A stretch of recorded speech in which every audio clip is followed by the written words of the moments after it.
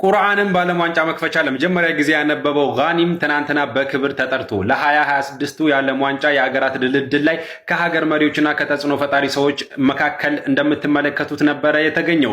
ጋኒምን አብዛኞቻችን የምናስታውሰው በ2022ቱ የዓለም ዋንጫ መክፈቻ ስነ ስርዓት ላይ ታዋቂው የአሜሪካ የፊልም አክተር ሞርጋን ጋር ነበር ንግግር ሲያደርግ ቁርአን ማንበቡን የምናስታውሰው። ጋኒም እንደሚታወቀው በሀታር የተወለደ ሲአርኤስ በተባለ ባልተለመደ በሽታ የተወለደ ነው። ያ ማለት ከግማሽ አካሉ የለም ነበር ይህ ልጅ ሲወለድ። ነገር ግን ያ ሳይበግረው ይህ ልጅ ማለት ነው በዊልቸር ራሱ መሄድ አይፈልግም። ሰዎችን ሞቲቬት ማድረግ ስለሚፈልግ አብዛኛውን ጊዜ በእጁ ይንቀሳቀሳል፣ ኳስ ይጫወታል፣ ዋና ይዋኛል። እናም ይህ ልጅ ማለት ነው ይህም ብቻ አልነበረም፣ ቢዝነስማንም ነው። ጋሪስ የተባለ ትልቅ የአይስክሬም ኩባንያ ያለው ልጅ ነው። በዓለም አቀፍም ይህ የአይስክሬም ኩባንያ ቅርንጫፎች አሉት፣ ሰዎችንም ቀጥሮ የሚያሰራ ልጅ ነው።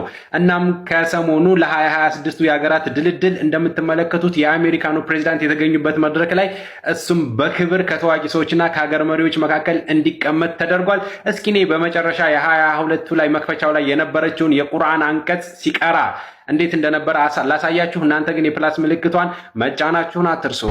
ያ አዩሃ ናሱ ኢና ኸለቅናኩም ሚን ዘከሪን ወኡንሳ ወጀዐልናኩም ሹዑበን ወቀባኢለ ሊተዓረፉ ኢነ አክረመኩም ዒንደላሂ አትቃኩም